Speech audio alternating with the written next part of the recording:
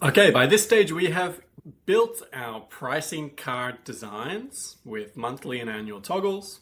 We have our Stripe products and prices set up in our Stripe account. And so in this video, it's time to connect the two and finally create our first checkout session. Okay, to make this simpler to follow along, I've decided to actually build the checkout flow on top of an existing sign-in with Google workflow. If you have a different user sign-up or authentication workflow that doesn't involve sign in with Google, just send me a message and I'll be happy to help you figure out how to apply this approach to your setup. But basically the reason we have to do it this way is because before creating a checkout session and taking the user to the payment page, we want to make sure that that user creates an account with us, and then we can easily ID them. When they complete the payment, we can then update that user's account in our database and fill in their new account plan details. So to do that, I've just quickly added Google OAuth to this app. I've used the REPL stack prompt to do this quickly. Now we have this sign in with Google button. Users can sign in, create an account using Google. And now that we have that portion set up with Google authentication, now we can start working on implementing this checkout flow, which is going to incorporate our Google sign-in flow as well. So this is the prompt that we're going to use. We're going to ask agent to implement Stripe checkout now. And this is the desired workflow. Non-logged in users should click on a button on the pricing card, and we need to store that checkout intent. So whichever plan they chose, we need to save that. Remember which plan did the user click, but then we take them through the Google sign-in workflow and we add that user to our database. After they're added to the database, we immediately create a Stripe checkout session, which the user is redirected to for payment. After the user pays on our Stripe checkout page, we then take them back to the dashboard and we update their plan details, and that's it. Agent will then ask you for your Stripe secrets. So unfortunately, the recording stopped when it first asked me for that, but it will just pop up with two input values, and the values you need to give are these two values here. So it's going to ask you for your Stripe Vite public key. That's this publishable key here. So you're just going to copy that value and then paste it into the secrets dialog that Replit agent will ask you for. Don't paste it in here. Don't paste your Stripe secret here because that is going to be part of the chat and that's going to be exposed. So you only want to paste it into your Replit secrets. The other value it's going to ask for is your secret key, and that's going to be this one here starting with SK.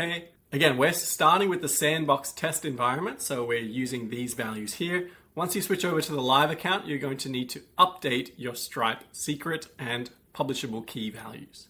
You need to keep those Stripe secret values and keys secret. Don't share them with anyone. Don't save them in places that could be leaked. Anyone with access to that key can make API requests to your Stripe account, pull all of the customer details, revenue, everything. So keep those secure and saved somewhere safe, and only ever input it into the secrets values in Replit. So I forgot to include the Stripe price IDs in the prompt. So when you use the prompt, there will be a place for entering the price IDs. To get those price IDs, all you need to do is head to your Stripe page, click into the products catalog, and click into each of your products and copy the respective price IDs. So we're going to need to list all of these price IDs, both the monthly and annual for each plan, and list them accordingly. So I've got the annual starter plan.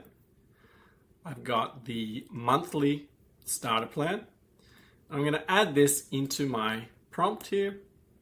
Head back to products, pro plan, copy the annual price ID, and finally the lifetime price ID. These don't need to be secret values, so you can paste these into the prompt, that's fine. And now that agent has this information, it should be able to resolve the issue that it was running into. So let's test it out. The checkout has been added. So we're going to scroll down here. I'm going to click on the starter plan. It's going to take me to my Google sign-in page. Going to create a new user. And there we go. It's taken us directly to our checkout page. So we have the sandbox version, which is what we wanted. We have the option to start paying. And just to check that everything has worked as expected, let's go to the database, refresh, and we should see a new user has just signed up. There we go, new user, and their plan and limit are set to free and 0.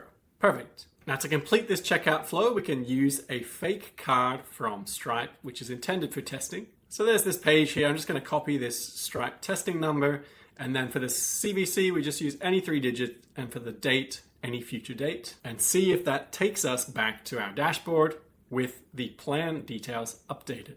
So we're back in the dashboard. Let's check our database, refresh the database.